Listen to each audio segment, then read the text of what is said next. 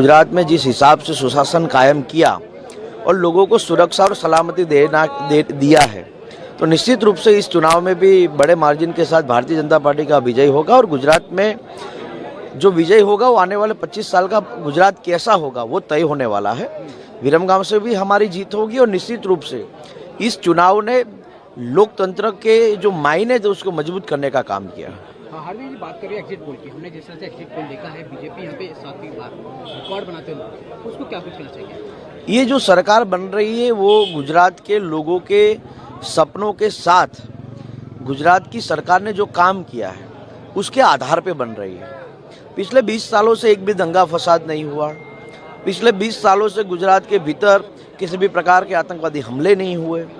तो लोग भी ये समझते हैं कि चलो जो भरोसा हमने भारतीय जनता पार्टी पे किया है वो पूरा खरा उतरा है। और इसी कारण जब लोग वोट करने जाते हैं तो कमल के निशान पर बटन इसलिए दबाते हैं क्योंकि उनको लगता है कि हमारे आने वाला फ्यूचर बिल्कुल सुरक्षित भारतीय जनता पार्टी के शासन में रहेगा।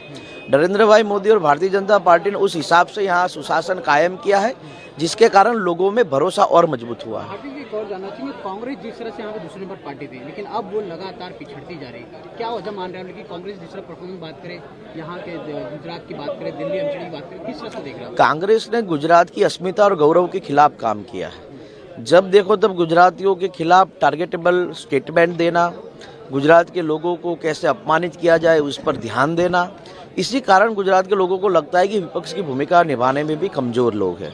इसी कारण हम सब जानते हैं कि कांग्रेस से लोग दूर जा रहे हैं, कांग्रेस को लोग छोड़ रहे हैं।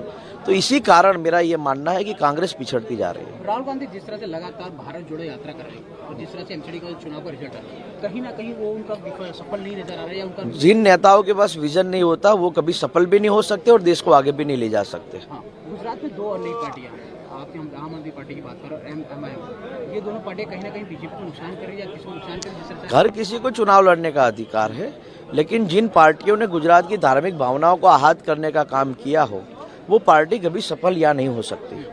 आम आदमी पार्टी की बात करें, जिस तरह से यहाँ के उत्साधन यहाँ के मुख्यमंत्री के दावेदार हैं वो लगातार कह रहे हैं एग्जिट पोल गलत बताए जा रहे हैं, हमारी सरकार बनेगी, हालांकि अभी नए नया पार्टी लगे, उनके बयान को आप किस तरह से देख रहे हैं? जब परिणाम आएगा तो सब कुछ तय हो जाएगा।